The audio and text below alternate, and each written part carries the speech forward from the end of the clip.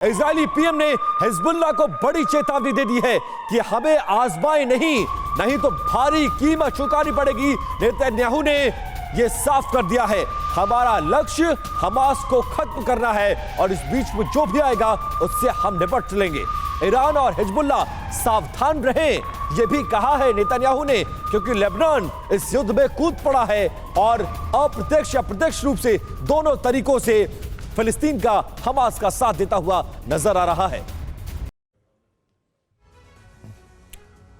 तो इतिहास गवाह है कि आज तक इजराइल से जो जो भिड़ा है उसको कीमत चुकानी पड़ी है। संजय सोई सर, जिस तरह से नेतन्याहू बहुत ज्यादा क्लियर है कि हमारा मकसद हमास को खत्म करना है, इस बीच में जो भी आएगा हम उसको छोड़ेंगे नहीं, लेकिन उसके बावजूद, पुराने रिकॉर्ड को देखने के बावजूद, मिडिल ईस्ट के कुछ ऐसे देश हैं, लेबनान की बात कर ले, सीरिया की बात कर ले, और अप्रत्यक्ष रूप से मिस्र भी इस युद्ध में कूदता हुआ नजर आ रहा है और इजराइल को घेरने की कोशिश। क्या इन्हें पता नहीं है कि क्या कीमत चुकानी पड़ेगी? क्या ये इजराइल के ताकत से वाकिफ नहीं है? क्यों ऐसी हिमाकत करते हुए ये देश नजर आ रहे हैं? नहीं, बिल्कुल, शायद उन्हें लगा कि इतने सालों से इजराइल और पैलेस्टीनियन के बीच में ज़्यादा कोई झगड़ा नहीं हुआ और बहुत ज़्यादा कोई मेजर इवेंट नहीं हुआ है, तो उन्होंने सोचा कि अभी इजराइल शायद शांत हो गया, शायद कमज़ोर हो गया होगा और ये उनकी महत्वाकांक्षाएं बढ़ गई हैं। लेकिन मैं ये मानता हूँ कि इजराइल जो टेक्नोलॉजिकली इतना एडवांस कंट्री है, जो वहाँ पर इतना जज्बा है, जो देशभक्ति जज्बा है, जो गिर के उठता है,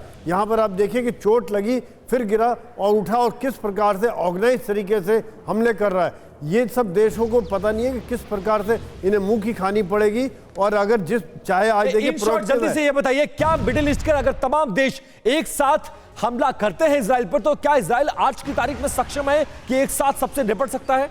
नहीं, देखिए, अभी आज देख लीजिए कि हमास की तरफ चल रहा है, हिजबुल्लाह थोड़ा सा बोलता है तो वहाँ मिसाइल दाग देते हैं, वहाँ अंदर घुस के मार रहे हैं। सीरिया की तरफ थोड़ा सा भी उनको लगता है गड़बड़ है तो वहाँ मिसाइल दाग के वहाँ उनका एयरपोर्ट को और बाकी जगह जहाँ भी खतरा है वहाँ डिस्ट्रॉय कर रहे हैं। तो इजराइल तो प्रोएक्टिव है, एक आध देश और आ जाएगा, लेबनान आ जाएगा या कोई भी आएगा, उसको सक्षम बर्बाद करने में इजराइल पूरी तरह सक्षम है। दूसरी बात यह कि आज अमेरिका का भी बहुत बड़ा साथ है कि अमेरिका ने एक तरह से प्रेशर डाला, जैसे अभी आप बता रहे थे कि ब्लिंकेट का दौरा जो 5 देशों में गया और वो नहीं चाह रहे कि प्रोएक्टिव स्टैंड है कि इससे पहले कोई देश बीच में घुसे। अमेरिका ने भी उनको वार्निंग दी हुई है, इजराइल ने भी वार्निंग दी हुई है और ईरान कोशिश कर रहा है कि किसी ना किसी तरह से इजराइल से इस मौके का फायदा उठा के इजराइल से अपना हिसाब किताब। बिल्कुल सर, ये एक सिचुएशन। और देखिए, इस बीच एक और अपडेट हम दर्शकों को दे दें। इजराइल हमास युद्ध पर रूस का प्रस्ताव गिरा।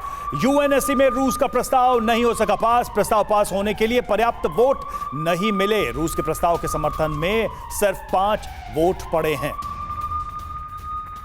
राठौड़ साहब, ये कोशिश लगातार हो रही है रूस की तरफ से, यानी कि एक तरफ तो विजिट कर रहे हैं पुतिन, लगातार देशों से बातचीत कर रहे हैं, बयान दे रहे हैं, वहीं दूसरी तरफ यूएन में भी कोशिश कर रहे हैं। एक बात तो बहुत साफ कर रहे हैं पुतिन की, वो इस पूरे मामले में किस तरफ है? देखिए रवि, यहाँ पर आप रूस का जो प्रस्ताव था सिक्योरिटी काउंसिल में, उसमें क्या था? उसमें था सीज फायर, उसमें था बंधकों की रिहाई, एड और बाकी लोगों का इवैक्यूएशन। लेकिन जो जियो पॉलिटिक्स चलती है उसमें ये अच्छा प्रस्ताव भी गिर गया और ये प्रस्ताव कंसीडरेशन के लिए भी नहीं जा पाया। 9 देश चाहिए इस प्रस्ताव को टेबल करने के लिए, रूस को नहीं मिले, तो यहाँ आप रूस की एक हार भी देख रहे हैं। तो बहरहाल आज यूएनएससी में रूस का प्रस्ताव गिर गया है, इसीलिए आप देख रहे हैं रूस और चाइना एक तरफ मिल रहे हैं ताकि इंटरनेशनल ओपिनियन बनाई जा सके, ताकि कल को सिक्योरिटी काउंसिल हो या जनरल असेंबली हो, वहाँ एक इंटरनेशनल ओपिनियन के साथ अमेरिका का और इजराइल का या नेटो का मुकाबला करने में सक्षम हो। बिल्कुल संजय सर, जल्दी से ऐड करिए जी। आप बताइए, प्रस्ताव देने का मतलब क्या है? अगर उनके ऊपर इस तरह का हमला होता तो क्या वो सीज फायर करते? क्या वो संधि करते? और रशिया जिस तरह का प्रस्ताव दे रहा है वो खुद युद्ध से जूझ रहा है और वो अपने यहाँ कुछ ऐसा इंप्लीमेंट करने की कोशिश नहीं करता।